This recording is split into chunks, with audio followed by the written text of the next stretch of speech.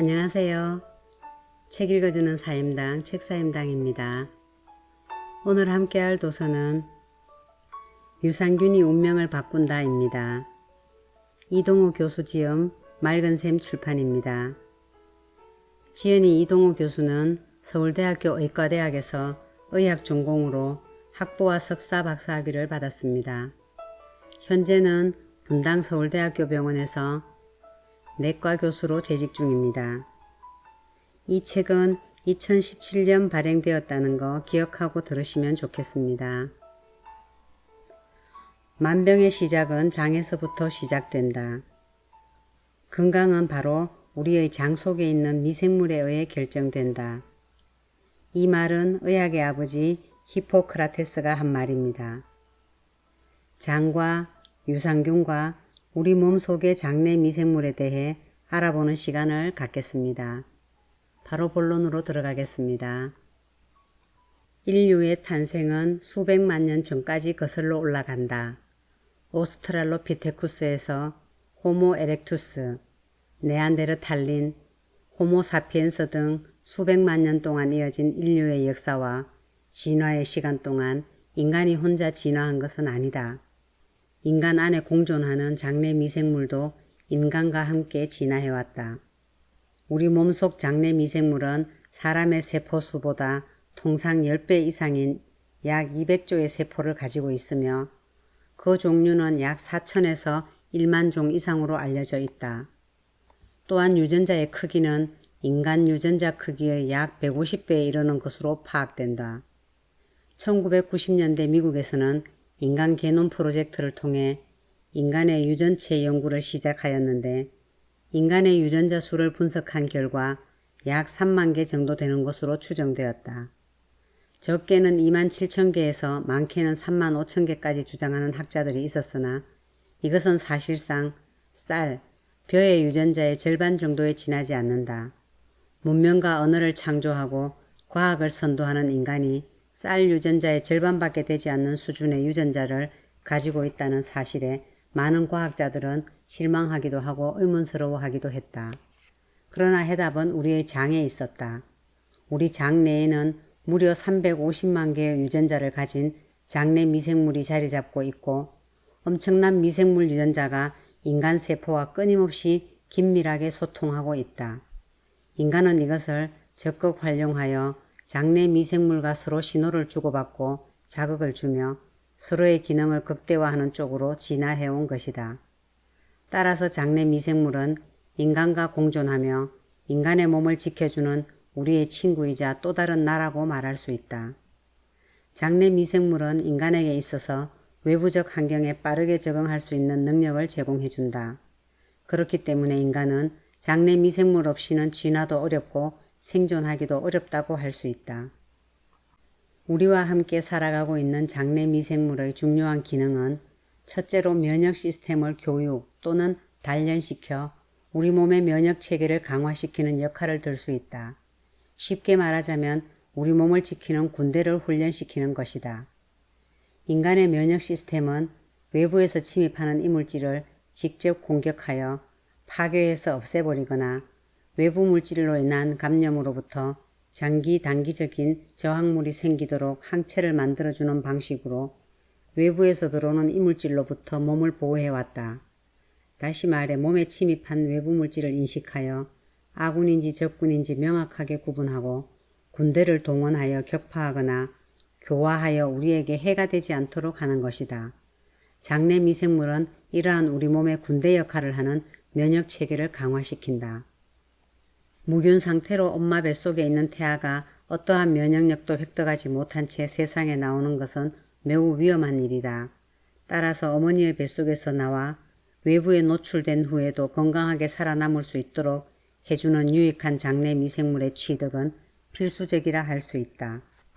분만 과정은 모체로부터 다양한 장내 미생물을 전달받을 수 있는 매우 중요한 첫 번째 기회가 된다. 임신 말기가 되면 산모의 몸에는 변화가 일어난다. 우선 산모가 가지고 있는 가장 유익한 균들이 이동하기 시작하는데 질과 장 속에 다양한 유익균들이 포진하게 된다.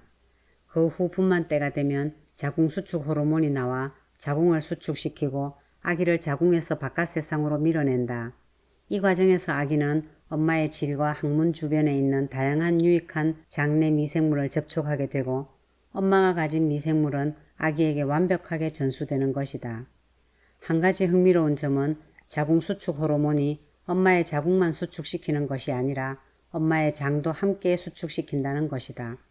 이 때문에 출산 과정에서 산모는 생각하지도 못하게 변을 지리는 당황스러운 경험을 하게 된다. 그러나 이것은 그야말로 엄청난 신의 한 수라 할 수 있다. 왜냐하면 산모가 가진 장내 유익균을 아기에게 전해주기 위해서 어쩌면 꼭 필요한 과정이기 때문이다. 특히 산모가 변을 지리게 되면 엄마의 장 속에 있는 많은 유익균들이 대변을 통해 항문으로 빠져나오게 되고 아기는 이것을 입으로 묻히고 피부에 바르면서 나온다. 이렇게 엄마가 갖고 있는 유익한 미생물을 질과 항문 주변에서 입에 묻히고 먹거나 혹은 피부에 바르고 나오는 행위, 스포츠에서 터치다운 하는 것 같은 행위를 통해 아기는 엄마의 가장 중요하고 유익한 장내 미생물을 자기 것으로 만들 수 있다. 그렇기 때문에 통상적으로 자연분만으로 태어나는 아기들은 제왕절개로 태어난 아이들에 비해 튼튼한 장내 미생물을 가질 수 있게 된다. 제왕절개를 통해 태어난 아기들은 엄마의 좋은 유익균을 자기의 것으로 만들 수 있는 아주 중요한 첫 번째 기회를 놓치는 대신 엄마의 피부를 통해 포도상 균이나 각종 여드름균을 접촉한다. 결국 이러한 균들이 아기의 장 속에 정착하지만 포도상 균이나 각종 여드름균은 아기의 장과 건강을 지켜줄 수 있는 유익한 미생물이 아니기 때문에 엄마의 질과 항문 주위에 있는 좋은 장내 미생물과는 전혀 다른 역할을 하게 된다. 제왕절개로 태어난 신생아들이 생후 1년 안에 괴사성 장염과 같이 생명을 위협하는 중증 질환에 걸릴 가능성이 높은 것은 이 때문이다. 이 밖에도 제왕절개로 태어난 아기들은 자연분만으로 태어난 아기들에 비해 아토피, 알레르기, 천식 등의 자가면역 질환에 걸릴 확률이 높다는 것은 여러 의학 저널을 통해 보고되고 있다. 그렇지만 다행히 엄마의 건강한 유익균을 전달받을 수 있는 경로가 출산 과정 한 가지만 있는 것이 아니다. 2013년 PLOS에 발표된 에세이에 아이가 엄마에게 미생물을 전달받을 수 있는 경로에 대해 설명하고 있다. 산모의 양수, 태막, 제대혈에서 다양한 미생물이 확인되었으며 특히 초유에는 아기의 장 건강에 좋은 비피도박테리움 등의 미생물이 많이 들어있는 것으로 알려져 있다. 유방암 유전자를 가지고 있는 쌍둥이 자매에 관한 이야기가 있다. 쌍둥이 자매는 똑같은 유방암 유전자를 가지고 있었지만 언니는 유방암에 걸리지 않고 동생이 유방암에 걸리게 되었다. 어떤 요인들이 유방암 유전자의 스위치 상태를 온오프로 만들 수 있었을까? 우리는 부모님에게 받은 유전자가 우리의 운명이고 평생 바꿀 수 없다고 생각한다. 틀린 말은 아니다. 하지만 우리가 물려받은 유전자가 전부 발현되어 겉으로 드러나고 표현되는 것은 아니다. 부모님으로부터 물려받은 유전자가 좋거나 혹은 나쁘더라도 우리가 어떤 음식을 섭취하고 장내에 어떠한 세균들을 가지고 있느냐에 따라 유전자 운명이 바뀌게 되는 것이다. 좋은 장내 미생물, 유익균을 많이 갖게 되면 우리가 설사 부모님으로부터 나쁜 유전자를 물려받게 되더라도 그 유전자의 스위치는 켜지지 않을 것이다. 우리나라의 전통적인 식사는 곡류와 채식 위주로 되어 있어 적절한 칼로리의 섭취와 함께 비타민, 미네랄 및 섬유질이 풍부하여 성인병 문제가 없었다. 그러나 현대사회에 들어서 인스턴트 식품 섭취 및 외식의 증가에 따라 동물성 지방, 동물성 단백질, 백설탕 등의 과잉 섭취, 비타민, 미네랄, 섬유질의 섭취 부족으로 말미암아 암, 심뇌혈관 질환 등 성인병으로 인한 사망이 크게 증가하게 되었다. 가공식품에 들어가 있는 설탕, 트랜스지방, 포화지방산 등 유익하지 않은 영양소의 과다 섭취는 칼로리 증가와 함께 비타민과 미네랄의 부족을 가져오는 영양 불균형의 중요한 요소로 제시되고 있다. 젊은 연령층에서 정제당, 단순당, 단음식 등 설탕이 많이 들어간 음식들 혹은 섬유질을 제거한 정제된 식품 그리고 여러가지 인스턴트 및 가공식품을 주로 섭취하고 있는데 이것은 우리 몸 안의 염증균과 유해균 증식을 촉진시킨다. 이것은 장내 미생물의 변화를 야기시켜 종국에는 장 건강의 악화를 초래하게 된다. 이렇게 장내 미생물로 인해 영향을 받아 늘어나는 장질환에는 염증성 장질환, 궤양성 장질환, 크론병과 대장암과 같은 소화기 암이 있다. 그중 크론병은 유해한 박테리아에 지나치게 반응하는 면역체계로 유발되는 만성적인 장질환이다. 필자가 있는 서울대학교 병원에서 약 30년 전 10년간 크론병 환자를 모았는데 그때 모인 환자는 고작 13명 정도밖에 되지 않았다. 그러나 지금 우리나라에서 크론병과 궤양성 대장염 환자를 합치면 5만 명이 될 정도로 급증했다. 30년 동안 한국인의 유전자가 변한 것이 아니라 섭취하는 음식이 변했고 음식의 변화로 인해 장내 미생물의 균형에 변화가 왔기 때문이다. 특히 서구화된 식습관으로 인해 장내에 염증을 일으키는 유해균이 많아지고 염증을 억제하는 유익균이 감소했기 때문에 이러한 염증성 장질환이 많아졌다고 해석할 수 있다. 항생제 5남용 1928년 플레밍은 세균을 배양하던 중 우연히 다른 세균의 성장을 억제하는 물질을 발견하고 추출하는 데 성공하였다. 이것이 최초의 항생제라 할 수 있는 페니실린이다. 그 후 400여 종의 항생제가 개발되었고 수많은 항생물질이 발견되었다. 항생제는 사람과 동물의 다양한 질병 치료 및 축산업 및 수산업에서의 생산성 향상을 위해 광범위하게 사용되고 있고 결핵, 콜레라, 패스트 등의 미생물로 인해 발생하는 감염성 질환의 완치가 가능해지면서 인류가 미생물을 정복하는 시기가 도래했다고 생각했다. 그만큼 항생제의 개발은 현대의학을 발전시키게 된 중요한 사건이었다. 그러나 항생제의 사용과 더불어 미생물도 함께 진화하기 시작했다. 항생제에 내성을 가진 미생물이 등장하게 된 것이다. 항생제 내성은 항박테리아 제제뿐만 아니라 항바이러스제, 항진균제 모두에서 공통적인 문제로 부상하였다. 병원성 미생물이 항생제에 노출되면 일부는 스스로를 보호하기 위해 돌연변이를 일으킨다. 이것이 항생제 내성이다. 내성이 생긴 미생물은 항생제에 잘 반응하지 않아 항생제를 사용했음에도 살아남아 증식하게 된다. 또한 일부 항생제에 내성이 생긴 미생물은 다른 미생물에 항생제 내성 물질을 전달하여 주기도 한다. 이러한 과정으로 항생제 내성이 발생하고 전파된다. 우리나라의 경우 어릴 적부터 불필요한 항생제를 자주 복용해온 탓에 국내 항생제 내성률은 다른 나라보다 높은 편이다. 항생제 내성률이 높아지면서 항생제 내성을 가진 미생물에 의한 질병이나 감염의 경우 항생제를 통한 치료가 어렵다는 것이 큰 문제이다. 항생제로 인한 문제는 장내 미생물에도 영향을 미친다. 항생제는 대표적으로 장내 미생물에 나쁜 영향을 주는 물질이다. 많은 연구에서 항생제가 동물과 인간의 미생물 조성에 단기적, 장기적으로 영향을 미친다고 밝히고 있다. 이렇게 항생제는 감염성 질환, 질병의 치료에 없어서는 안 되는 중요한 물질이지만 오남용의 문제로 인해 슈퍼박테리아의 출현 등 치명적으로 변화하고 있고 우리의 장내 미생물에도 영향을 미쳐 우리의 건강을 위협하고 있다.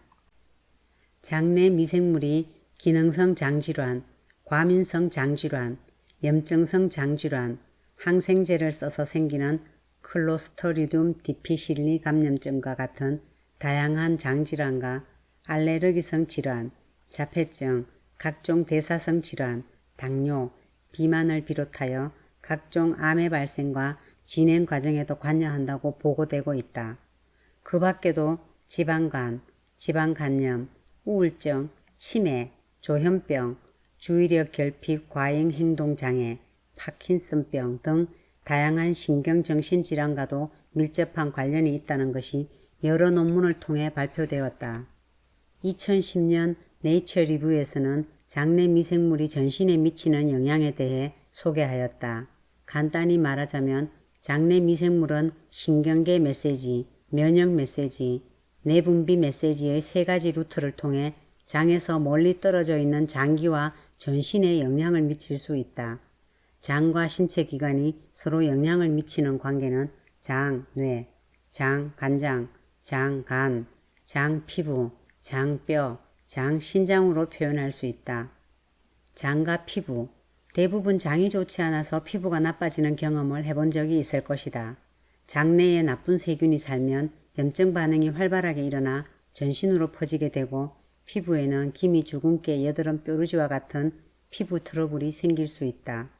그렇지만 신기하게도 유산균을 처방하게 되면 변비 증상이 호전되면서 피부 트러블도 같이 호전된다. 장과 신장. 만성 신부전증 환자와 급성 신부전증 환자의 장 안에는 유해균이 많이 증식하는 것으로 보고된다. 이러한 해로운 균들은 장뿐만 아니라 신장 기능도 악화시킨다.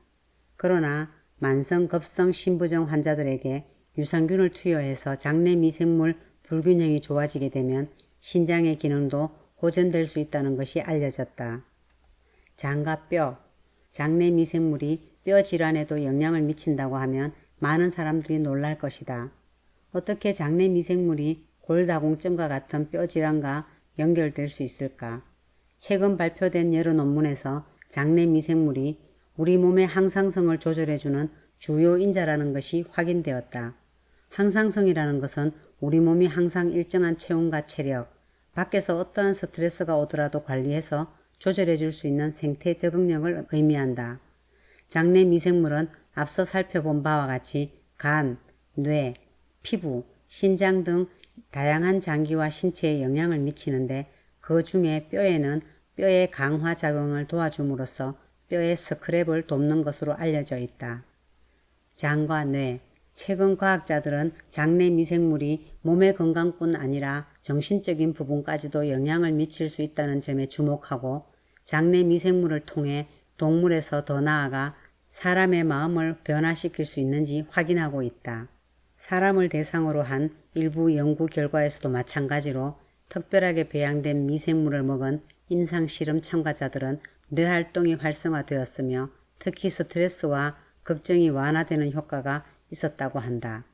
이렇게 정신질환과 아주 밀접하게 연관된 장내 유산균들은 사이코바이오틱스라고 한다. 여기서 사이코는 정신을 의미하고 바이오틱스는 미생물을 의미한다. 즉 사이코바이오틱스는 우울증과 조현병, 자폐증, 주의력 결핍, 과잉 행동 장애와 같은 다양한 정신질환의 발생과 밀접한 관계가 있는 장내 미생물을 따로 분류하여 나타내는 표현이라고 할 수 있다. 자폐증은 의사소통과 사회적 상호작용, 이해 능력 저하를 일으키는 신경발달 장애로 여러 가지 요인이 작용하여 발생할 수 있다. 그러나 자폐증이나 ADHD도 장내 미생물과 깊은 관련이 있다는 증거들이 제시되기 시작했다. 최근에는 자폐증 환자에게 정상적인 대변을 이식받아 증상이 호전되는 것을 관찰한 논문이 발표되었다. 대변 이식을 통해 자폐증에서 보이는 여러 가지 행동 양상도 좋아졌을 뿐 아니라 복통이나 설사, 변비와 같은 소화기 증상도 함께 개선되는 효과를 보였다. 이것은 장과 뇌가 하나의 축으로 연결되어 있다는 것을 증명하는 것이라 할 수 있으며 앞으로는 자폐증 치료에 장내 미생물의 변화를 기반으로 한 치료 방법이 활용될 가능성이 점차 높아질 것으로 기대된다. 세로토닌이 부족하거나 중추신경계 내에서 불균형한 경우 우울증이나 조현병과 같은 질환이 생길 수 있다.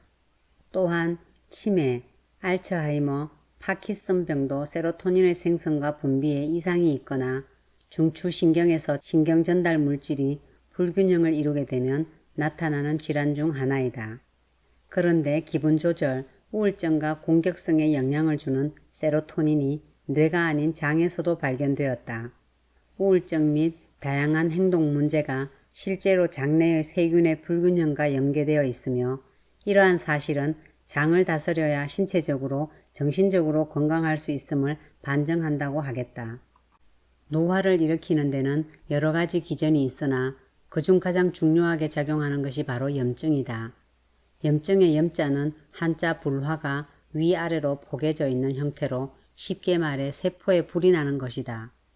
염증이 일어나면 세포에 불이 일어나는 것과 같이 세포의 해관에 있는 유전자가 타들어간다. 즉 유전자가 손상되는 것이다.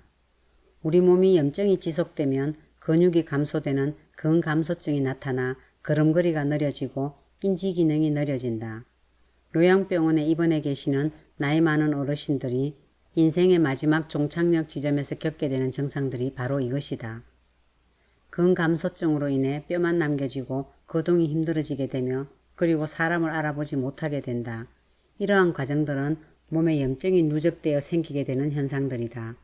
그리고 이러한 근감소증과 인지기능이 떨어지게 되는 노화 과정은 바로 어르신들의 장안에서 장내 유산균의 변화 때문에 생기는 것이라고 논문이 나오고 있다. 나이가 들수록 단백질을 분해하는 세균이 많아지고 탄수화물을 분해하는 세균들은 감소한다는 보고가 있는데 이러한 장내 세균들을 조절할 수 있는 유산균, 즉 프로바이오틱스, 그리고 섬유질 같은 음식들을 통해 이러한 노화 과정을 늦출 수 있다고 학자들은 주장한다. 우리가 어렸을 때는 장내 미생물의 종류가 다양하지 않다가 어른이 되면서 아주 다양하고 풍부한 장내 미생물을 가지게 된다. 그러나 나이가 들수록 우리 장내 미생물의 다양성은 점점 줄어들게 되고 특히 좋은 유산균들은 점차 감소하게 된다. 장내 미생물의 다양성이 줄어들면 인지 기능이 같이 떨어진다. 나이가 들어 사람을 알아보지 못하거나 주소 전화번호를 기억하지 못하고 혹은 상황 판단을 하지 못하는 것을 인지기능 장애라고 한다. 인지기능에 장애가 생겨 심각한 수준으로 나빠지게 되면 치매, 알츠하이머라는 병이 생기게 되는데 현대 과학자들은 치매의 출발점에 장내 미생물의 변화가 있다는 엄청난 사실을 발표했다. 노인이 되면 면역 능력이 떨어짐으로써 폐렴 등 여러 가지 감염성 질환들에 취약해진다는 사실을 잘 알고 있을 것이다. 장내 미생물의 다양성이 줄어들므로써 면역 시스템이 약해지기 때문이다. 마찬가지로 우리의 인지기능도 점점 떨어지게 되는데 인지기능이라는 것은 기억력 또는 상황인식, 여러 가지 풍부한 대뇌 활동들을 말하는 것이다. 장내 미생물의 다양성이 줄어들면서 우리의 인지기능이 점점 떨어진다는 것이 여러 논문을 통해 입증되고 있다. 이러한 인지기능의 감소는 장내 미생물을 교란 상태로 만들고 장내 미생물의 균형이 깨지면 인지기능 장애, 다시 말해서 치매 증상부터 우울증, 정신분열증, 자폐증, 주의력 결핍, 과잉행동 장애 등과 같은 다양한 형태의 신경계 질환 및 정신질환을 유발할 수 있음이 최근에 밝혀졌다. 장내 미생물의 변화가 뇌에도 변화를 준다는 것이다. 이것이 바로 장과 뇌가 축으로 연결되어 있다는 것을 보여주는 예이다. 우리가 흔히 말하는 유산균으로 알고 있는 프로바이오틱스는 적당량을 섭취했을 때 인체에 이로움을 주는 살아있는 미생물을 말한다. 현재까지 알려진 대부분의 프로바이오틱스가 유산균이기 때문에 혼용해서 사용하는 경우가 많으나 사실 프로바이오틱스는 유산균을 포함한 유익균의 총칭이고 그렇다고 해서 모든 유산균이 프로바이오틱스로 인정받은 것은 아니다. 인체에 유익한 미생물인 프로바이오틱스는 몸 안의 위산과 담즙산에서 살아남아서 소장까지 도달하여 장에서 정식하고 정착해야 하기 때문에 독성이 없고 비병원성이어야 한다. 일반적으로 프로바이오틱스 제품은 젖당을 발효하여 젖산이나 알코올을 생성시켜 만든 발효유 제품으로 주로 섭취된다. 최근에는 다양한 건강식품이 개발되어 이를 통해 섭취하기도 한다. 한편 프로바이오틱스와 비슷하게 프리바이오틱스가 있다. 프리바이오틱스는 유익균의 성장과 활동을 촉진하는 성분을 말한다. 쉽게 말하면 유익균의 먹이를 의미하는 것이다. 대부분 소화가 어려운 식이섬유로 이루어져 있으며 장까지 도달하여 미생물의 먹이가 되어 유익균의 성장을 돕는 역할을 한다. 앞서 살펴본 바와 같이 장내 미생물은 다양한 질병과 관련이 있으며 유산균과 같은 프로바이오틱스를 통해 질병을 예방하거나 증상을 완화시키고 치료할 수 있다. 다음에 소개해드릴 여러 논문들은 외과와 중환자실에서의 유산균 투여가 여러 감염 질환을 줄였거나 폐혈증을 감소시킨다는 내용에 대한 논문을 묶어놓은 자료들이다. 중환자실에서 치명적인 감염 질환을 얘기할 수 있는 녹농균은 다른 말로 청색고름이라고도 한다. 유산균은 녹농균에도 영향을 미친다. 우리가 중환자실에 입원하게 되면 호흡기관에 녹농균이 달라붙게 되고 이 균들은 나중에 폐렴이나 폐혈증을 일으킬 수 있게 되는데 유산균을 투여하게 되면 녹농균이 호흡기관에 달라붙는 과정을 지연시킨다는 것이다. 1983년 호주의 베리 마샬 박사에 의해 알려진 헬리코박터 파일로리균은 위에 서식하는 미생물이다. 헬리코박터 파이로리는 위궤양이나 십이지장 궤양의 원인으로 알려져 있으며 치료하지 않을 경우 만성 위염이 발생하는 것으로 나타났다. 유산균 락토바실러스 루테린은 헬리코박터가 위점막 세포에 달라붙는 현상을 억제하는 역할을 하여 헬리코박터 균의 감염과 염증을 감소시키는 데 도움을 줄 수 있다. 또한 헬리코박터 균의 제균요법에 유산균을 이용하면 제균율, 즉 박멸균이 10% 정도 올라간다는 보고가 있다. 그리고 유산균을 제균요법에 쓰는 위산분비 억제제와 항생제 등과 함께 유산균을 투여한다면 항생제에 대한 부작용을 줄일 수가 있다. 실제로 설사, 복통, 메스꺼움, 입맛의 변화 등 상당히 경감시킬 수 있기 때문에 헬리코박터 세균의 치료에 유산균을 함께 투여하는 것이 도움이 될 수 있다. 유산균들이 하는 중요한 역할 중 하나는 미세혈관의 혈전을 예방하는 역할이다. 유산균이 혈관 내피세포에 혈액 성분들이 붙는 과정, 즉 피가 뭉쳐서 피가 원활하게 돌아가는 것을 막는 혈전 과정을 억제해 줄 수 있다.